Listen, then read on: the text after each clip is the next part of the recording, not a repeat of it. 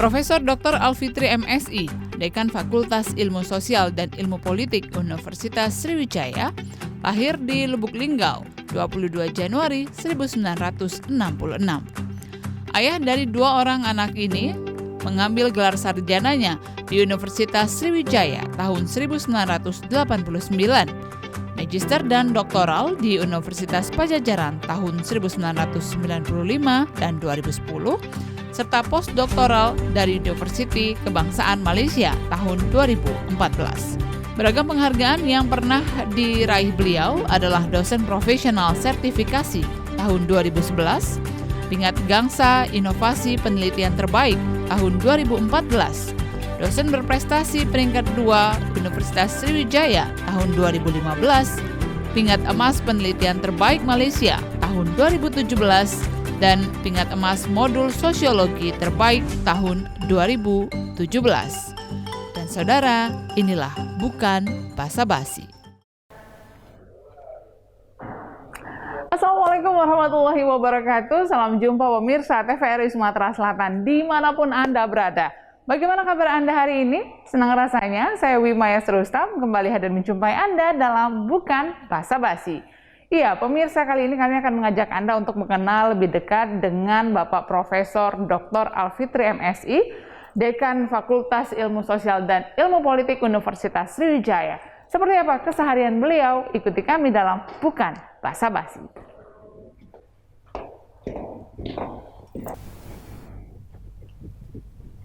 Assalamualaikum. Waalaikumsalam, Prof. Alfitri, apa kabarnya? Baik, Mbak Ilma. Iya, aduh senang sekali akhirnya bisa bertemu dengan Prof. Alfitri ini. Iya. Senang sekali. Iya, terima kasih Prof. Terima kasih. Ini ngomong-ngomong sibuk nggak nih Prof hari ini? Ya, sesuai dengan kondisi sekarang kan agak santai karena kuliah ya dilakukan secara online sehingga ya aktivitas pembelajaran itu tidak begitu ramai ya di kampus gitu. Jadi hari ini kami minta waktunya Prof untuk berbagi waktu bersama kami dulu. Iya, dengan senang hati kedatangan Mbak Wilma dan tim TVRI Sumatera Selatan. Iya, Prof, tapi alhamdulillah tadi kita juga sudah tes swab antigen, kemudian hasilnya sama-sama negatif dan sudah vaksin juga. Nah, ini kita izin untuk buka masker ya Prof ya. Iya, siap. Saya juga buka masker. Iya, sudah lama sekali kalau nggak ketemu Prof Alfitri. Udah lama ya? Iya, udah lama sekali. Iya. Baik, Prof, kalau berbicara tadi, Prof sempat menyinggung bahwa ya pada saat ini rutinitas tidak terlalu padat karena memang di tengah pandemi. Tapi di sisi lain pembelajaran terus berjalan kan? Iya, memang era pandemik ini pembelajaran kan lebih banyak ke daring, online. Nah, ini yang dosen-dosen disibukkan dengan waktu itu ya di rumah masing-masing. Tetapi untuk aktivitas kampus tetap berjalan ya kita tekankan pada administrasi, pelayanan mahasiswa, terutama menyangkut persiapan wisuda, kemudian tugas akhir dan lain sebagainya begitu. Tapi kalau misalnya melihat kesibukan Prof. Alfitri sebagai dekan FISIP seperti apa? Ada bedanya atau sebenarnya sama saja pandemi dan tidak pandemi? Ya, sebagai dekan baru dilantik, ya kita akan banyak ya padat aktivitas, terutama kita kondisikan sivitas akademika mulai dari mahasiswa, ormawa, kemudian tenaga kependidikan, ya termasuk dosen ya kita akan ajak interaksi bagaimana membawa FISIP ini ke depan untuk lebih maju, kemudian menjadi lembaga yang makin dikenal ya baik secara nasional maupun di tingkat internasional begitu. Sebenarnya pernah bermimpi nggak sih Prof berada di posisi ini? Tidak pernah saya bermimpi ya. Saya merasakan ini berjalan sesuai dengan air mengalir ya. Toh ternyata amanah ini diberikan kepada saya. Nah, makanya saya sangat bersyukur kepada Allah Subhanahu wa taala diberi amanah untuk bisa memimpin Fakultas Ilmu Sosial Ilmu Politik 4 tahun ke depan begitu. Tapi sebelumnya menjadi seorang pendidik itu adalah salah satu mimpi atau seperti apa? Ya, kalau pendidik memang menjadi impian karena dari studi awal ya jadi guru ya. Nah, sehingga pada saat diamanahkan sebagai dosen, ini kita tinggal menjalani saja amanah itu selagi itu diberikan oleh negara, ya kita harus bisa memanfaatkan ya bahwa tugas mulia ini ya menjadi bekal kita baik itu di dunia maupun di akhirat begitu. Ya. Ini tentunya step baru baru diemban begitu ya. Mimpi ke depan itu sebenarnya Prof. Alfitri seperti apa, Prof?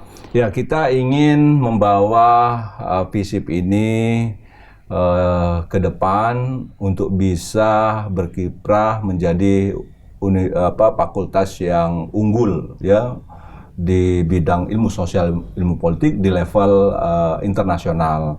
Nah, ke depan memang kita akan mendorong prodi-prodi yang ada di Fakultas Ilmu Sosial Ilmu Politik Universitas Wijaya terakreditasi internasional. Nah, ini mimpi kita ke depan, ya tentu dengan prinsip kebersamaan. Ya kita ajak Civitas Akademika, kemudian kita rangkul mereka, bagaimana kita mengemban dan membawa misi ini ya menjadi FISIP yang unggul di dunia internasional. Tantangannya yang terbesar untuk sumber sampai daya di situ. Oh ya? Iya, sumber daya manusia kita yang masih minim, dan kebijakan saya ke depan itu akan mendorong dosen-dosen muda FISIP untuk bisa mengambil doktor di luar negeri. Ya, jadi ini keuntungan bagi dosen-dosen muda kita. Pertama, dia memang masih segar ya untuk mengupas keilmuannya. Kemudian ya kita inginkan jaringan ke luar negeri. Nah, inilah modal kita ke internasionalisasi FISIP begitu. Tapi Prof. Alfitri juga mengambil basic pendidikan di Malaysia ya, Prof ya? Iya. Kalau melihat perbedaannya antara di kita, kemudian di dalam negeri dan juga di luar, sebenarnya apa poin mendasar yang membedakan antara keduanya? Iya, tinggal perilaku. Perilaku? Iya, kesiapan perilaku kita menuju internasionalisasi. Karena kalau kita lihat di negara tetangga kita, perilaku itu memang dia sudah ciptakan secara mapan ya. Nah, tinggal kita akan contohkan, letakkan pondasi perilaku ini bahwa kita siap untuk menerima mahasiswa-mahasiswa asing, dosen-dosen asing, ya, kemudian profesor-profesor tamu dari luar negeri yang bisa mengajar ke FISIP, dan mungkin kita akan buka juga sehingga menarik minat mahasiswa luar negeri yang sekolah di kita begitu. Prof, ini juga yang menjadi perhatian dulu pada di beberapa puluh tahun yang lalu, katakanlah seperti itu, mahasiswa luar itu banyak yang belajar mengabdi, belajar kata menimba ilmu di kita. Tapi pada kenyataannya sekarang kita yang menjadi sebuah kebanggaan jika bisa menimba ilmu di luar. Apa sebenarnya yang salah seperti itu, Prof? Ya, tinggal menurut saya penataan ya, tata kelola yang ini masih belum mapan ya, sehingga ya kita harus kuatkan sektor itu. Jadi tata kelola ini menjadi bagian bagaimana kita mendorong ya FISIP ini bagian dari university government ya. Artinya ya kita siap merubah perilaku itu, perilaku yang melayani dengan standar internasional, kemudian perilaku kita menyediakan ya keilmuan itu di level internasional dengan riset-riset yang unggul, kemudian dengan luaran-luaran penelitian yang bisa berguna bagi masyarakat, bagi bangsa, tidak hanya bangsa Indonesia, juga kita mikirkan juga problem-problem luar negeri, problem-problem dunia, misalnya saja isu lingkungan, isu gender dan lain sebagainya. Nah, kita akan menuju ke sana memang harus ya menekankan ya perubahan-perubahan. Katakanlah birokrasi kampus yang kita harus rubah. Selama ini agak santai, mungkin kita akan lebih meningkat disiplinnya.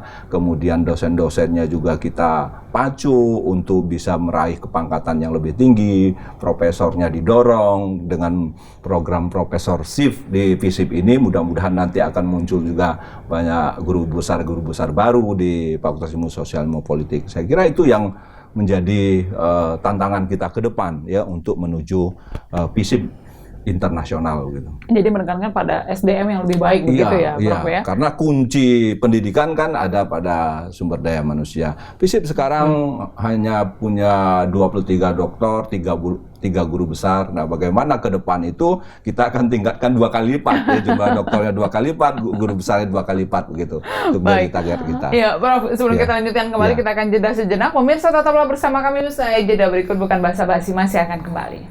Ya.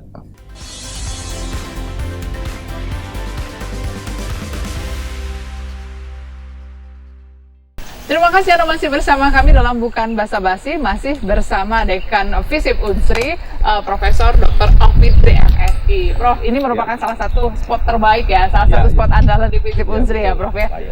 Kalau di Indralaya ini juga sepertinya memang dibuat tempat-tempat cozy begitu supaya mahasiswa di sini nyaman begitu. Betul. Ini salah satu rumus gitu supaya mahasiswa betah di kampus atau seperti apa, Prof? Ya, memang kita upayakan kampus ini green ya, green campus, kemudian mahasiswa bisa nyaman, dan tentu kita ada misi bagaimana kita mengajak mahasiswa untuk bisa mempertahankan sustainability ya, terutama bidang lingkungan. Soal itu kita ciptakan atmosfer akademik sekaligus atmosfer kampus yang memang mendukung ya proses pembelajaran yang nyaman, kemudian betah, kemudian bisa mengajak para mahasiswa ya dengan enjoy. Bisa saja dia kuliah di pelataran-pelataran ini untuk membahas satu kasus, berdiskusi ya dengan sesama mereka, dan kita juga ada nanti English area di mana masuk itu sudah melakukan dialog dengan bahasa Inggris. Jadi memang kalau di khususnya di Unsri Indralaya ini memang sejuk begitu ya. Kemudian juga asri ini juga salah satu daya tarik tersendiri. Betul, begitu ya, Prof. Bagi mahasiswa ya. Bagi mahasiswa. Tapi ngomong-ngomong, Prof, melihat perkembangan zaman saat ini, nah mahasiswa-mahasiswi ini juga tentunya polanya juga berubah, sistem berubah, polanya berubah, kemudian juga perilaku juga berubah. Semakin kekinian di era globalisasi saat ini 4.0, seperti apa sih melihat perilaku mahasiswa saat ini, Prof? Iya, mahasiswa dengan generasi Z ya sekarang sudah makin berubah ya, terutama perilaku penguasaan teknologi informasi dengan cepat sekali ya adaptasinya. Nah, ini yang kita menjadi kekuatan ya generasi ke depan. Artinya generasi Z ini sebuah generasi yang memang cepat sekali beradaptasi, terutama dengan teknologi informasi ya, sehingga di dalam proses pembelajaran kita tidak ada masalah. Kemudian bahkan ini yang menjadi tantangan para dosen untuk bisa menyesuaikan bagaimana penguasaan informasi dari mahasiswa itu harus diikuti. Makanya dari pihak dekanat nanti mempercepat bagaimana adaptasi para dosen ini yang melakukan pelatihan-pelatihan ya untuk bisa mengimbangi bagaimana penguasaan teknologi informasi dari para mahasiswa. Kemudian mahasiswa sekarang ya lebih kreatif ya, inovasinya cukup baik ya perkembangannya sekarang, apalagi dengan adanya ya competitiveness di kalangan mereka, sehingga cepat sekali ya keinginannya itu ya harus kita akomodir dalam waktu cepat. Nah, inilah perubahan generasi sekarang ya dibandingkan generasi yang lalu gitu. Karena perubahannya cepat sekali. Cepat sekali ya, kita ya agak kewalahan juga ya menerima tuntutan mahasiswa dengan misalnya Pak, kami sudah ada ya rencana untuk mengikuti seminar di negara tertentu ya. Nah, tolong akomodir dengan cepat. Nah, ini tuntutan-tuntutan bagi mereka. Dia cari sendiri informasi itu, dia bentuk sendiri tim. Nah, inilah kelebihan mahasiswa generasi Z ini. Iya, Prof, tapi di tengah pandemi saat ini pola ajar juga berubah. Kemudian juga memastikan bahwa mahasiswa ini tetap tidak lost generation yang ketika dikhawatirkan di tengah pandemi semuanya daring dan lain sebagainya, ada lost generation di situ. Seperti apa memastikan bahwa kualitas pendidikan kita tetap baik? Iya, memang ada sedikit kendala ya, dan sekaligus kekhawatiran ini muncul pada saat tatap muka. Ada hal-hal yang bisa kita bentuk ya, terutama karakter ya. Dan kalau daring ini, karakternya ini yang akan menjadi kendala bagi para dosen untuk bisa menanamkan terutama nilai-nilai universal ya, misalnya sopan santun, kemudian komitmen, tanggung jawab. Nah, ini kita rubah ya, dalam bentuk pembelajaran daring ini kita tetap menguatkan itu, tapi memang masih ada kelemahan ketimbang tatap muka. Kalau tatap muka itu dari segi disiplin kita bisa tekankan, kemudian dari segi keramahan di ruang kelas ya. Tapi kalau di daring ini kan interaksi itu hanya di layar kecil ya. Nah, sehingga keuntungannya memang masalah waktu tidak jadi masalah, ya. Misalnya kepatuhannya terhadap waktu kuliah, ya, kemudian pengumpulan tugas-tugas ini masih bagus ya komitmen mahasiswa. Tetapi untuk pembentukan karakter yang menyentuh perasaan mereka, kemudian tatap mata, tatap muka mereka, nah ini yang masih menjadi kendala. Makanya kita harapkan pandemi ini segera berakhir sehingga tatap muka itu segera kita lakukan kembali, tetapi porsi daringnya tetap. Ya, ini permintaan Pak Rektor di dalam proses pembelajaran di Universitas Sriwijaya. Oh, jadi daringnya tetap, tapi Ya. ada juga tatap muka, Ada. sehingga juga bisa apa ya, karakter itu juga masih bisa betul. dibentuk. Ya. Prof. Fitri, kemudian pada saat apa ya penentuan alumni begitu katakanlah lulusan, bagaimana sih sebenarnya penerimaan katakanlah alumni dari Visip Unsri ini seperti apa? Kiprahnya begitu di tengah masyarakat, bagaimana mereka bisa bersaing, kemudian juga tantangan mereka sendiri tentunya di era globalisasi yang semakin kompleks ini juga tentunya mereka harus membutuhkan skill, soft skill dan lain sebagainya. Seperti apa? Ya, kita sudah berkomitmen ya, Fakultas Ilmu Sosial Ilmu Politik itu melahirkan alumni yang memiliki talentful ya. Nah, talent inilah yang nanti kita akan jadikan semacam warna lulusan Fakultas Ilmu Sosial Ilmu Politik di masyarakat. Dan pada saat kita berdialog dengan user ya, dia sangat respon sekali dengan alumni kita ya. Cepat, tanggap, ya, kemudian menyelesaikan problem-problem pekerjaan, komunikasinya bagus, tetapi memang harus ada polesan ya. Nah, polesan ataupun sentuhan soft skill ini yang masih belum mantap ya. Nah, inilah nanti kita akan kasih lagi ibarat bumbu itu, kekurangan ini menjadi evaluasi kami untuk bisa memperbaiki alumni Visip ke depan. Artinya memang harus ada sentuhan-sentuhan soft skill bagi calon-calon alumni yang nanti akan bekerja di manapun ya mereka diterima gitu. Baik, ya Prof, sebelum kita lanjutkan kembali, kita akan jeda sejenak. Pemirsa, tetaplah bersama kami. Saya jeda berikut, bukan basa-basi, masih akan kembali.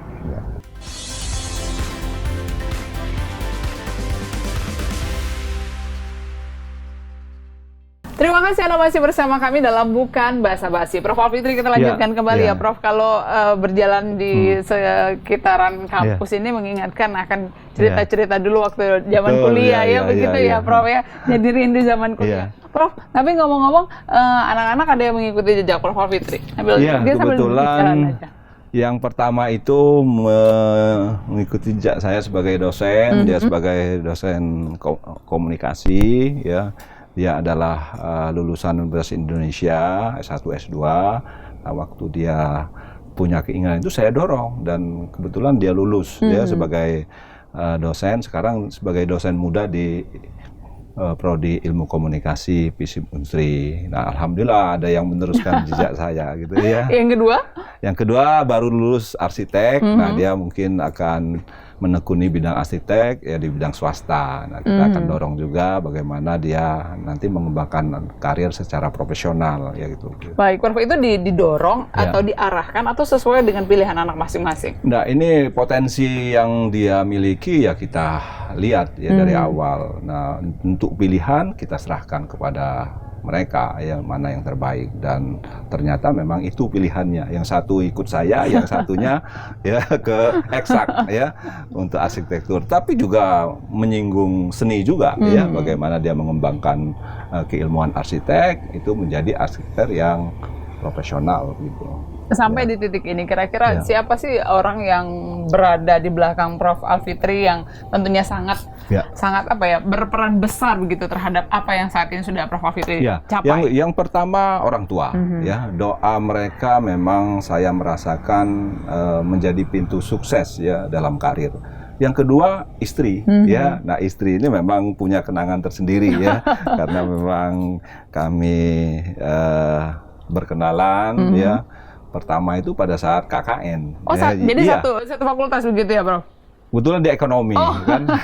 Ini favorit biasanya Iya, ekonomi. cewek-cewek dari ekonomi begitu. Saya dari FKIP ya, pada saat KKN ya di sanalah ya bersemi kemudian berlanjut untuk memutuskan berkeluarga. Nah, ini saya rasakan betul dukungan beliau sampai saya studi lanjut, kemudian mengambil S3, kemudian didorong juga postdoc di UKM sehingga bisa mencapai gelar guru besar ya pada tahun 2015. Saya kira ini sebuah perjalanan panjang ya, di mana kita sudah bahu-membahu saling isi. Ya kami pisah terus setelah menikah, itu lebih banyak pisah ketimbang bertemu dalam rumah tangga ya, karena memang harus menyelesaikan studi itu. Jadi S1, S2, S3 hampir 8 tahun ya, sehingga waktu selesai, nah barulah menyatu di Palembang ini. Nah, sehingga saya rasakan betul dukungan istri ini yang menjadi bagian yang tak terpisahkan ya dari kesuksesan seorang bapak lah ya, untuk menggapai karirnya. Gitu. Dalam keluarga apa yang Prof. Alfitri tanamkan begitu tentunya, karena tadi juga berjauhan, kemudian juga banyak tentunya dinamikanya, tapi semuanya harus tetap berjalan, kemudian karir juga berada di tracknya, kemudian juga rumah tangga juga, keluarga juga tetap harmonis. Nah, itu seperti apa sih sebenarnya apa yang ditanamkan di keluarga? Ya, kita mengedepankan nilai-nilai kebersamaan. Ya, ada waktu-waktu tertentu yang kita ajak, di mana ya ayah, ibu, dan anak-anak itu bebas berdiskusi, menyampaikan ya semacam keinginan dan lain-lain sebagainya. Contoh misal kita akan liburan kemana ya di akhir tahun. Nah, ini kita diskusikan dulu ya, apakah mau ke Jawa, kemudian ke Malaysia. Nah, ini saya kira ini momentum yang sangat bagus ya, bagaimana kita menanamkan itu pada saat kita liburan bersama mereka. Inilah kedekatan kita dengan mereka. Karena usia itu kan tidak bisa kita kembalikan lagi, jarum jam itu.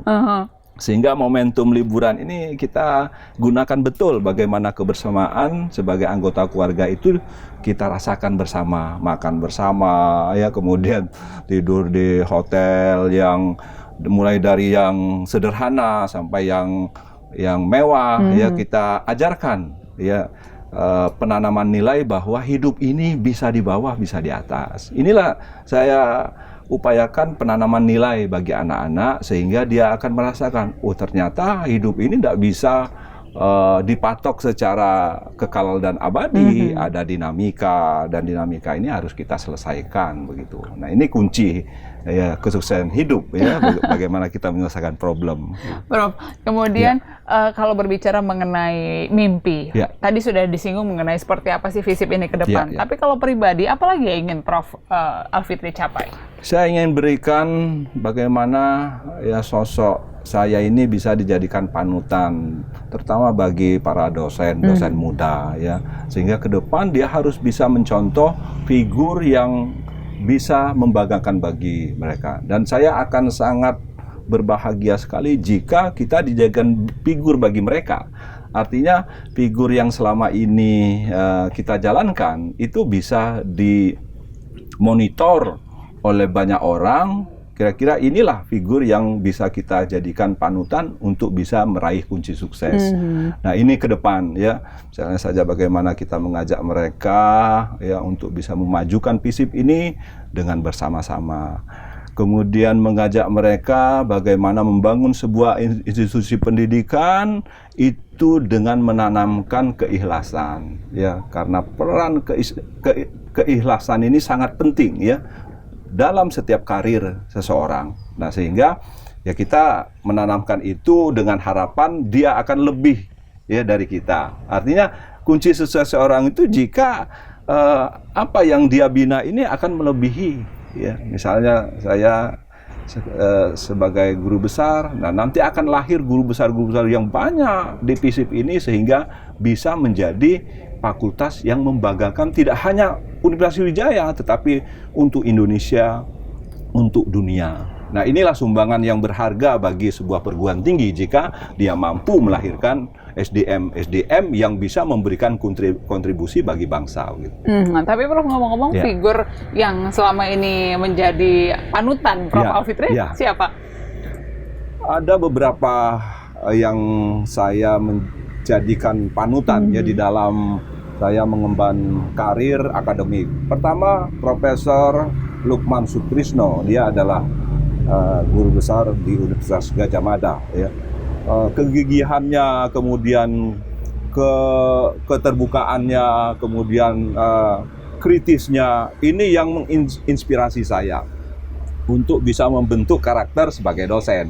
Ya, kalau untuk figur di lokal, Profesor Zainuddin Nawawi, sekarang Wakil Rektor Bidang Akademik, itu saya banyak sekali belajar dengan beliau.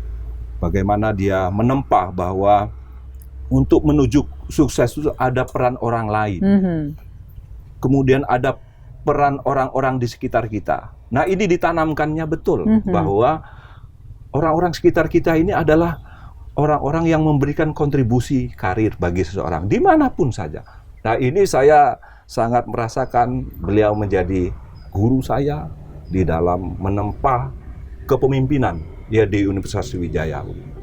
Baik, Prof Alfitri, terima kasih sekali atas waktunya. Banyak sekali yang sudah bisa kami dapatkan begitu. Kemudian juga apa yang sudah disampaikan tadi tentunya kita harapkan bisa menjadi inspirasi begitu dari pemirsa di rumah yang menyaksikan Bukan Basa-Basi hari ini. Sekali lagi terima kasih Prof. Ya, terima kasih Pak Wilma sudah ke Indralaya. Mudah-mudahan ini akan menjadi tontonan bagi generasi penerus kita. Baik, sekali lagi terima kasih ya Prof. Kami pamit ya Prof. Ya pemirsa, demikian Bukan Basa-Basi hari ini. Akhirnya saya Wimaya Rustam pamit undur diri dari hadapan Anda. Sampai jumpa dan wassalamualaikum warahmatullahi wabarakatuh. Terima kasih Prof. Terima kasih.